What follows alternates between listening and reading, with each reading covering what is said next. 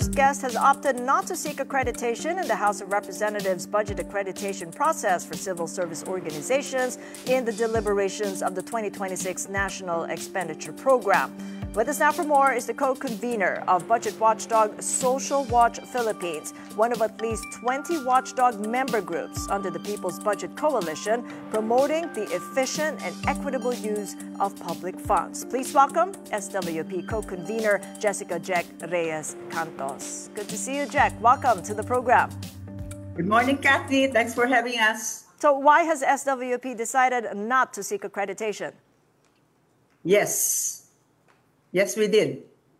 We didn't seek accreditation because we were just given an observer status.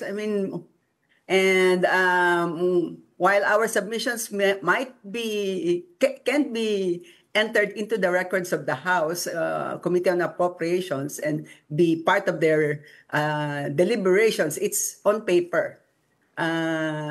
We wish to have a chance to articulate our positions on a sectoral basis, which means being heard in the subcommittee levels. Let's say in the committee on in the subcommittee on agriculture, subcommittee on education, subcommittee on health, all these subcommittees, because we have several network organizations that do pencil pushing on the budget on this. What Congress intends to do is to actually just have one day. Everyone gets to be invited. Not everyone. The accredited CSOs gets to be invited for a one-day hearing for our proposals. But it takes and the issues on agriculture, education.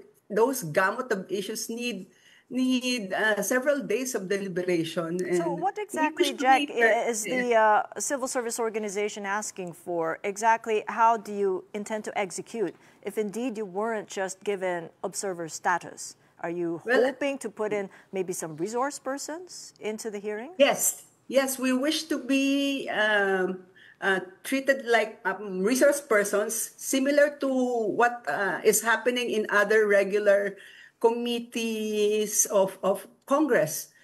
Congress has a regular committee on agriculture, committee on ways and means. In there, CSOs, civil society organizations, think tanks are invited to give inputs on what they think on the proposed legislation.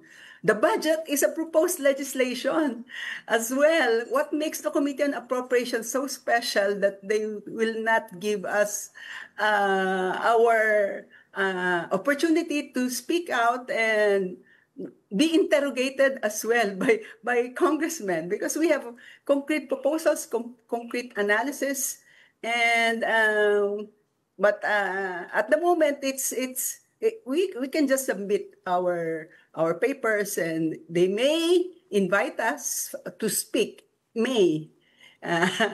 So I know it's still a big may there. When you take a look at the House Resolution 94, it exactly stated that you will just have observer status. Looking back at history, Jack, has this been done before? The House calls it unprecedented, but looking back to maybe 2022, it's happened before when you actually had direct participation as resource persons.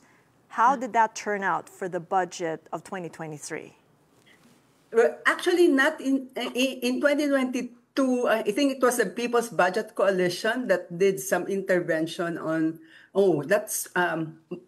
Prior to that, not 2022, because during the COVID years, it was when the initial years of the People's Budget Coalition. It was not yet called PBC then, wherein Ken Abante did the budget tracker, COVID budget tracker. And they did some proposals, and they insisted on increasing the budget for health, but they were able to win a little bit, not the entire proposal that was proposed, but much earlier. That's why we are saying that it's not unprecedented, because as early as 2006. During the 13th Congress, there's already a proposal that was adopted. It's a resolution adopted. It was sponsored by Erin Tanyada and TG Gingona to allow CSOs to be resource persons. And we were formally invited, and the proposals of what we call the Alternative Budget Initiative of Social Watch was carried and presented in plenary by, of course, we couldn't speak in plenary because we're not members of the House, but it was re-articulated by Congressman Edsel Lagman. And so it was a very worthwhile experience for CSOs to be given due our day in court, so to speak. But and right now, it's sort of a step back on what we have already achieved, and but that's you have why written a letter, as I understand, to House Speaker Martin Yes. Romualdez, Jack, and you Right. recommended a couple, including mechanisms for the open BICAM, as you can see Yes. on the screen, and also including access to detailed budget documents and in machine-readable formats of the General Appropriations Bill of both houses. This is very detailed. Have you heard back? Correct. No, the only thing we have heard prior to the opening of Congress is that the Speaker is open to having to opening up the BICAM process, open BICAM and CSO participation, but just on an observer status. But as far as those first two bullet points, there are already existing resolutions that were filed. And by the way, the second bullet on the concurrent resolution, the Senate has already acted on it. The providing access to the public on journals, transcripts, etc. And the Senate has already done that. Why can't the House do it if they are already really sincere about opening the budget process? Well, The let me bring open back BICAM is that very question back important. to you, Jack. What sense then are you getting from the House leadership on budget transparency? Because the leadership itself calls the participation unprecedented. Well, you can always say, oh, sige, participate kayo. But the thing is, the terms of engagement and the environment we're in where we are allowed to participate, so to speak, as observers, does not provide for complete information. Bottom line here, Kathy, is in the end, it's freedom of information. This is people's budget. We want the budget in machine-readable format, in Excel files. We want the budget tracker when the open budget server, wherein we can easily, real-time monitor the changes that they are doing from what the President has submitted in the National Expenditure Program to what they did after all those hearings. What are the changes, the tracking that needs to be done on second reading and on third reading, and in the BICAM, we want real time, and we want those in Excel format so that we can easily monitor.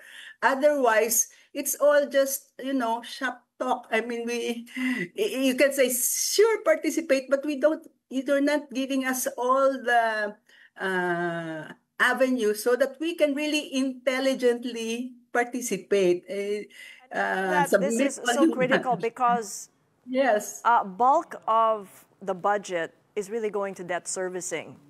So right. It really needs to be monitored that the budget that's allotted to social services really get to where they should, given the scenario we have of the ghost projects on the flood control projects. So what do you now intend to do, along with the bigger coalition, because you're not alone, you've got 20 others in the coalition Yes. of civil service organizations, to try and ensure that you do get resource persons and not just end up as observer status in the hearings? Well, there are other members of the People's Budget Coalition that actually are being accredited. They have sought accreditation. So it's just Social Watch at the moment with our own affiliate or organizations that have not sought accreditation, because we feel that it's best to know tell Congress that these are not the terms of engagement that we are looking for. I mean, we don't want just ceremonial and token participation. We want real participation. But there are others who, I mean, we gotta hand it to the others who really also strive to maximize those windows of opening, and it's a good tandem. What we intend to do is directly work with progressive legislators who can carry the proposals of Social Watch and articulate it, because they can very well articulate what we are proposing. Okay, well, hope floats then, getting those allies in both houses of Congress. Then thank you so much, Jack Reyes Cantos of Social Watch Philippines.